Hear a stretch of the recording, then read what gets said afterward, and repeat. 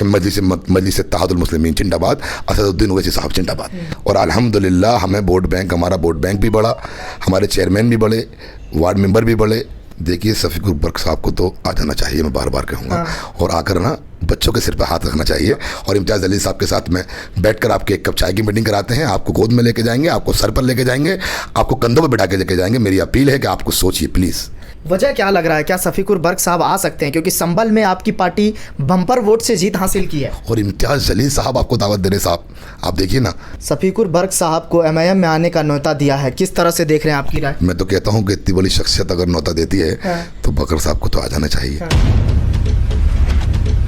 नमस्कार, आप देख रहे हैं द इंडिया टीवी और मैं हूं आपके साथ सद्दाम करीमी। MIM ने नगर निगम चुनाव को लेकर उत्तर प्रदेश में चुनाव लड़े और काफ़ी अच्छा खासा रिजल्ट भी मिला। इसी मुद्दों पर बारीकी से बात करने के लिए आज हमारे साथ खास मेहमान हैं जो दिलशाद अहमद हैं, जो MIM के पूर्व प्रत्याशी, उपचुनाव में बुलंदशहर जो 65 के जो है वहां पर उन्होंने चुनाव लड़ा, और 2022 विधानसभा के पूर्व प्रत्याशी यानी MIM से सिकंदराबाद 64 से वो चुनाव लड़े हैं। और MIM के लिए उन्होंने काफ़ी योगदान दिया, उन्होंने काफ़ी अच्छे से काम किया है। जैसे कहते हैं कि खून से सींच कर उन्होंने MIM को कहीं ना कहीं आगे बढ़ाने का काम किया है। इसी मुद्दे को हम बारीकी से समझेंगे, उनसे जानने की कोशिश करेंगे वो इसको किस तरह से देखते हैं, उनकी क्या राय है। बहुत बहुत शुक्रिया वक्त देने के लिए। जी नमस्कार, सलाम, आदाब।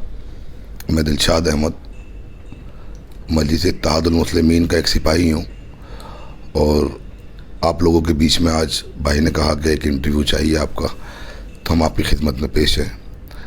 हम उत्तर प्रदेश की आवाम को, देश की आवाम को और पूरे हिंदुस्तान को अपना सलाम पेश करते हैं और दुआ करते हैं कि हमारा मुल्क अमन और शांति से बना रहे। उत्तर प्रदेश में आपने काफ़ी सीट जीता है, क्या कुछ काम आया उत्तर प्रदेश में? काफ़ी गुल खिला गए। देखिए ये गुल नहीं है, ये हमारे बैरिस्टर असदुद्दीन ओवैसी साहब, हमारे शौकत अली साहब, प्रदेश अध्यक्ष साहब, मेहताब चौहान साहब और भी बहुत सारे संगठन के लोग हैं जो ज़मीनी स्तर पे बहुत डोर टू डोर वक्त के साथ साथ मेहनत कर रहे हैं। और अल्लाह का शुक्र है, मेहनत के साथ साथ आप लोगों ने रिज़ल्ट भी देखा है और अब कहीं ना कहीं मजलिस इत्तेहादुल मुस्लिमीन का वर्चस्व बढ़ता जा रहा है और इंशाल्लाह हमें कामयाबी मिलनी अब शुरू हुई है और हम कामयाबी के साथ आगे बढ़ रहे हैं। ये रिजल्ट जो आया, लोग कह रहे हैं कि ये 2024 का रास्ता साफ हुआ ओवैसी साहब का। लोग कह रहे हैं ओवैसी से अब मोहब्बत करने लगे हैं लोग। देखिए नो डाउट ओवैसी साहब एक शख्सियत मोहब्बत के लायक ही हैं और मैं उत्तर प्रदेश की आवाम से ख़ास तौर से ये कहूँगा कि आपने जो हमें मोहब्बतों से नवाजा है और आपने जो बैरिस्टर असदुद्दीन ओवैसी साहब का ये साथ दिया है, हमारा वोट बैंक भी बढ़ा है और हमारे प्रत्याशी भी बढ़े हैं। जीत हमने बहुत अच्छी तरीके से शानदार हासिल की है। हम चाहते हैं कि इसी तरीके से अपनी मोहब्बत से हमें नवाजते रहिए। बाकी तो अब जब आप हमें वोट नहीं दे रहे थे, हम जब भी काम कर रहे थे, आपकी मोहब्बत मिली तो और ज़्यादा काम करेंगे, आपका साथ मिला है तो और ज़्यादा ताकत मिलेगी हमें इंशाल्लाह। चल, शफीकुर बर्क साहब को MIM में आने का न्योता दिया है, किस तरह से देख रहे हैं, आपकी राय? मैं तो कहता हूँ कि इतनी बड़ी शख्सियत अगर न्योता देती है तो बकर साहब को तो आ जाना चाहिए और आकर कहना चाहिए चलिए हम भाई भाई हैं, साथ मिलकर लड़ेंगे उत्तर प्रदेश की जंग या देश की जंग। 2024 का चुनाव आ रहा है, दिखाते हैं कुछ बदलाव किया आएगा। अगर इसमें बर्क साहब कुछ लेट कर रहे हैं और वो भी मुनाफिकों के लिए, वो भी जालिमों के लिए, वो भी ऐसे तबके के लिए और ऐसी जमात के लिए जो कभी हमारे थे ही नहीं, तो अपने से गले मिलने में क्या दिक्कत है। और इम्तियाज़ जलील साहब आपको दावत दे रहे साहब, आप देखिए ना, इम्तियाज़ जलील साहब एक कौम के बहुत बहुत बहुत बहुत खूबसूरत आदमी हैं और बहुत दर्द लेकर वो राजनीति करते हैं, बहुत सीरियस राजनीति करते हैं। मैं उनको by face, by name, by personal जानता हूँ। वो MP ऐसे नहीं बने और रातों को उठते हैं, वो लोग बहुत बहुत मेहनत करते हैं। असलियत में हमारे जो 2 MP हैं, एक ओवैसी साहब और एक इम्तियाज़ जलील साहब, इनकी मेहनत ही है जो आज रंग लाई है हिंदुस्तान के अंदर और इंशाल्लाह रंग ये बढ़ेगा, घटेगा नहीं, लाना चाहिए। वजह क्या लग रहा है, क्या शफीकुर बर्क साहब आ सकते हैं? क्योंकि संभल में आपकी पार्टी बम्पर वोट से जीत हासिल की है। देखिए शफीकुर बर्क साहब को तो आ जाना चाहिए, मैं बार बार कहूँगा और आकर ना बच्चों के सिर पर हाथ रखना चाहिए कि आइए हम आपके सरपरस्त हैं, हम आपके बड़े हैं, आप यहाँ गलत कर रहे हैं या सही कर रहे हैं, हमें सही रास्ता दिखाना चाहिए।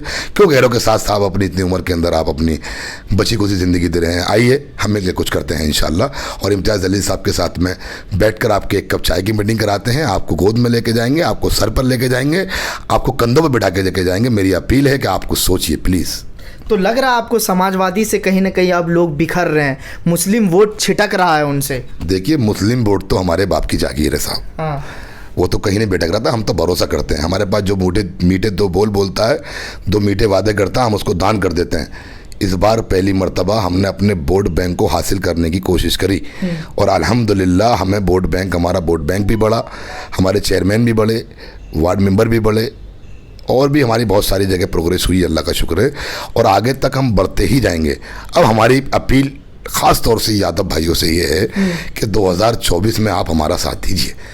अगर आपने हमारा जरा सा भी एहसान माना है, उत्तर प्रदेश की समाजवादी के जो हिंदू मुस्लिम दलित जितने भी नेता हैं, मेरी उनसे अपील है कि आप लोग मजलिस इत्तेहादुल मुस्लिमीन का 2024 में साथ देकर, जिसे आप बार बार कहते हैं बीजेपी को हराएंगे, बीजेपी को हराएंगे, अगर आपको वाकई में हराना है बीजेपी को, और आपको वाकई में एक ऐसी सत्ता को खड़ा करना है जो मजलूमों की आवाज़ को पार्लियामेंट के अंदर उठाए, तो आइए समाजवादी के सारे नेता मजलिस इत्तेहादुल मुस्लिमीन के बैनर के नीचे खड़ा होकर नारा लगाएं कि मजलिस इत्तेहादुल मुस्लिमीन जिंदाबाद, असदुद्दीन ओवैसी साहब जिंदाबाद।